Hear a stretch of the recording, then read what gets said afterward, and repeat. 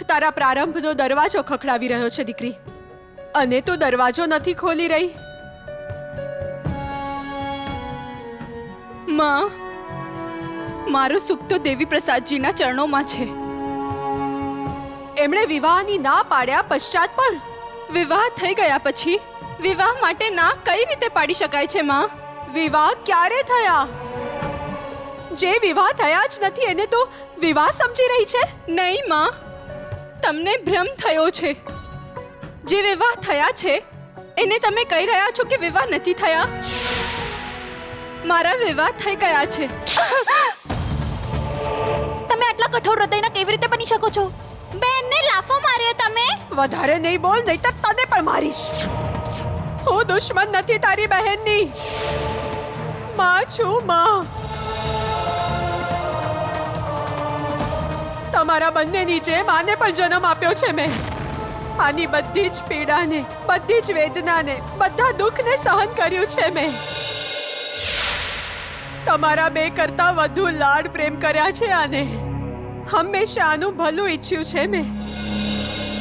અને આજે આ મારી મમતા પર શંકા કરે છે. નહીં માં, નહીં. મેં ક્યારે પણ તમારી મમતા પર સંદેહ વ્યક્ત નથી કર્યો માં, ક્યારેય નહીં. મને તો તમારા પર અને પિતાશ્રી પર પૂર્ણ વિશ્વાસ છે. તો અવિશ્વાસ કેમ કરે છે? માં, તમે લોકો મને સમજતા કેમ નથી? મારા વિવાહ થઈ ગયા છે. હું ન તો વિધવા છું અને ના જ કુંવારી. બહેન, માં, હું સુહાગણ છું. મારા પતિ જીવિત છે માં. બસ બસ, કેવી રીતે સમજાવું તને દીકરી? તારા મનથી તારા વિચારોને કઈ રીતે દૂર કરું? તને કેવી રીતે જણાવું તારા માટે મારું અને તારા પિતાશ્રીનું હૃદય કેટલું ઉદાસ છે? અમે તારા ભવિષ્યની સાથે રમત ના રમી શકીએ. આવા દે તારા પિતાશ્રીને.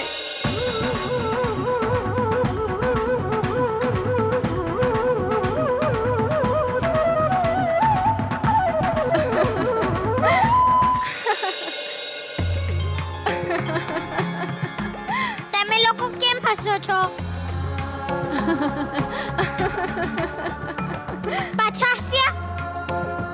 ગાંડા થઈ ગયા છો તમે? વરરાજાને જોઈને અમને હસવું આવી ગયું. પરંતુ વરરાજાની વહુરાણી ક્યાં છે? એ એના ઘરે છે. એટલું પણ નથી ખબર તમને. તમે લોકો વાત સમજતા પણ નથી. કેમ? ત્યાં કેમ છે? અહીંયા વરરાજાના ઘરમાં કેમ નથી? વહુને તો વરરાજાની સાથે રહેવું જોઈએ.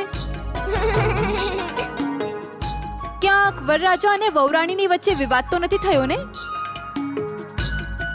પ્રભુ, આપની ગોપીઓ પણ આપની જ જેમ નટખટ અને મસ્તીખોર છે. વરરાજા, અમને એ તો કહો, પ્રેમનો સાક્ષાત્કાર ક્યારેય થયો છે? હા, થયો છે. અમે જ્યારે પુષ્પોની હોળી રમતા હતા ત્યારે રાધા આવી હતી. પ્રભુ, આપણને રંગોની હોળી રમી ત્યારે એમાં અમે પ્રેમના રંગમાં રંગાઈ ગયા.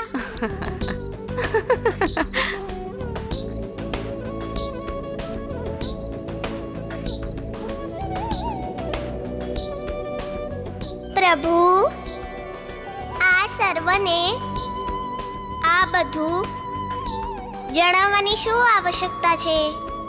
નંદરાણીજી સાંભળો, વરરાજા પ્રેમના નવા નવા અધ્યાય લખી રહ્યા છે. તો મારા નટખટ વરરાજા, એ તો જણાવો, તારા વિવાહ ક્યારે થયા? ક્યારે?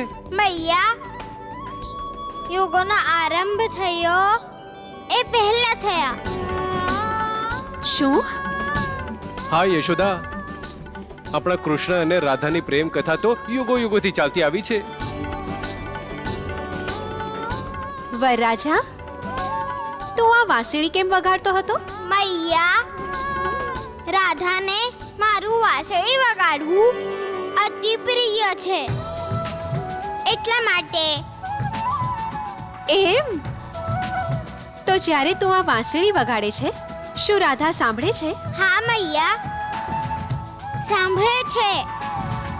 વાંસળી સાંભળીને એને લાગે છે કે હું એની સાથે છું, અને મને લાગે છે એ મારી સાથે છે. પ્રભુ, આપે સ્વયંના મૈયા અને પિતાશ્રીને આપણા બંનેના વિશે કેમ જણાવ્યું?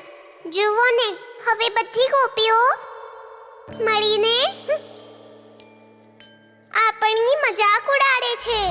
મૈયા, હા, આ ગોપીઓને વઢો. કેમ કાન્હા? મૈયા, આ છે ને મારી મશ્કરી કરે છે. ઓ એમ. એના કારણે રાધા મારાથી રિસાઈ ગઈ છે. શું? નંદરાયજી, હવે વરરાજાની વહુરાણીને કેવી રીતે મનાવશો? હું મનાવીશ, વાંસળી વગાડીને. હા,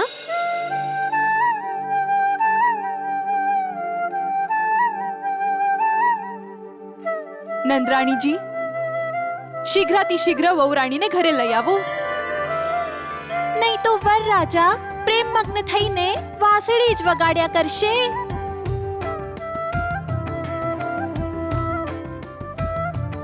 પ્રભુ, આપની મોરલી સાંભળીને આપને મળવાની ઈચ્છા થાય છે. પ્રભુ, સાત્વિક પ્રેમની શિક્ષા આપ સંપૂર્ણ વિશ્વને દેવા ઈચ્છો છો ને? શુભાનો પ્રેમ પણ તો સાત્વિક જ છે ને? પવિત્ર પ્રેમ છે ને?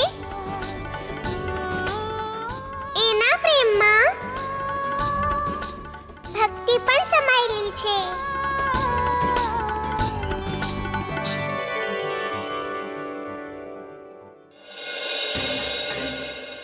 વિવાહની ના પાડ્યા પશ્ચાત પણ જ્યારે છોકરીના પિતા સ્વયં ચાલીને આપણા દ્વારે આવ્યા, તો તારે એકવાર તો વિચારવું જોઈતું હતું ને? માં, કેમ વારંવાર એ વિષય પર ચર્ચા કરો છો? કરવી પડે છે દેવ, કારણ કે મારે તારું અને અમારું ભવિષ્ય પણ તો જોવાનું છે. અને આપણા કુળના ભવિષ્યના વિષયમાં પણ તો વિચારવાનું છે.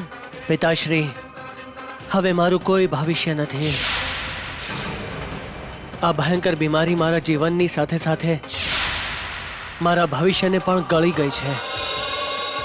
હું નથી ઈચ્છતો કે મારી સાથે શુભાનું ભવિષ્ય પણ બરબાદ થઈ જાય. તું હજી પણ એનો થઈ શકે છે દીકરા.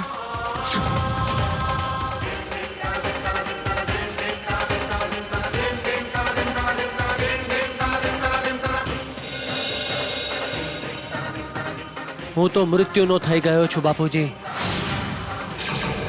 દેવ, માં, તમે જ તો મને શિક્ષા આપી છે. પ્રેમ ક્યારેય સ્વાર્થી નથી હોતો. પછી મારો પ્રેમ સ્વાર્થી કઈ રીતે હોઈ શકે છે? જેમ કે હું જાણું છું કે મારી બીમારી મારો કાળ બનવાની છે, પછી હું શુભા જેવી નિષ્પાપની સાથે વિશ્વાસઘાત કઈ રીતે કરી શકું છું? યદિ હું આ દશામાં શુભા સાથે વિવાહ કરી લઈશ તો આ તો પ્રેમનું અપમાન કહેવાય. પછી વિશ્વમાં પ્રેમ પર કોઈ વિશ્વાસ નહીં કરે. હું આજે જ અત્યારે જ આશ્રમમાં જવા ઈચ્છું છું. એ જ સૌ માટે સારું કહેવાશે. ભગવાન આટલો નિર્દયી કેવી રીતે બની શકે છે કે અમારા ખોટના દીકરાને ઝૂંટવી લેવા માંગે છે?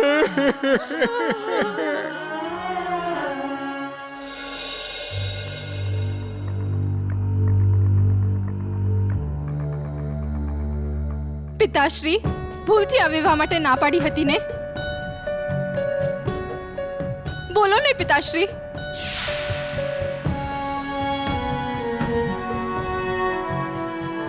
શુભા દીકરી, ભૂલથી નહીં દીકરી. દેવી પ્રસાદજીને મોટી બીમારી થઈ છે, એ સાજા નહીં થાય.